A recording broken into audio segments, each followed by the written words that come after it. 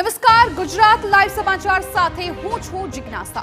ગુજરાત લાઈવમાં સૌથી પહેલા વાત કરવી છે સુરેન્દ્રનગરથી મળી રહેલ ખૂબ જ મહત્વપૂર્ણ સમાચારની કે જ્યાં ખનીજ માફિયાઓ સાથે ડીવાયએસપીનો સંપર્ક સામે આવતા ચકચાર બચી ગઈ છે। અગાઉ ઝડપાયેલા આરોપીઓએ લીંબડી ડીવાયએસપી સંપર્કમાં હોવાનો દાવો કર્યો। આરોપીઓ પાસેથી મળેલા 3 મોબાઈલમાંથી પણ ચોંકાવનારી માહિતી મળી। આરોપીઓના ફોનમાં પણ લીંબડી ડીવાયએસપીના નામથી નંબર મળી આવ્યો।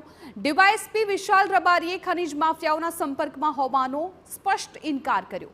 મોબાઈલમાંથી મળી આવેલો નંબર મારો નથી તેવું ડીવાયએસપી વિશાલ રબારીનું કહેવું છે। 2 મહિનાથી ખનીજ ચોરી કરતા હોવાનું સામે આવ્યું। ખનીજ ચોરીમાં પોલીસની ભૂમિકા પણ શંકાના દાયરામાં। પ્રાંત અધિકારીએ તાત્કાલિક ધોરણે તપાસ હાથ ધરી છે।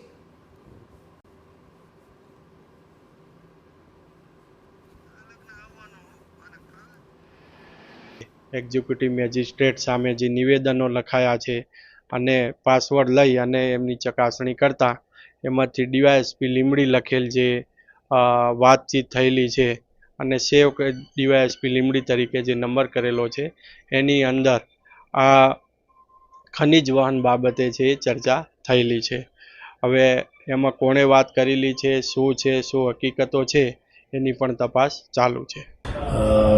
જે કથિત નંબર જે છે એ મારો નથી। આ સિવાય મારી સાથે જોડાયેલા મારા ઓફિસના માણસો અથવા મારા ડિવિઝનના જે પોલીસ કર્મચારી અધિકારી છે એમાંથી પણ કોઈનો નંબર નથી।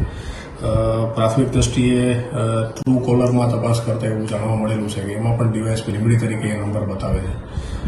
જિલ્લામાં ખાણ ખનીજની પ્રવૃત્તિ સાથે જોડાયેલા ઘણા બધા જે આવા વ્યક્તિઓ છે કે જે પોતે આ રીતે નંબર સેવ કરતા હોય છે। આ સિવાય ઘણા બધા એવા બીજા પણ પ્રાઇવેટ વ્યક્તિઓ છે કે જે અલગ અલગ નામથી પોતે જે છે ઉચ્ચ અધિકારી અથવા તો કોઈ રાજનેતાના નામથી પોતાના નંબરો સેવ કરતા હોય છે।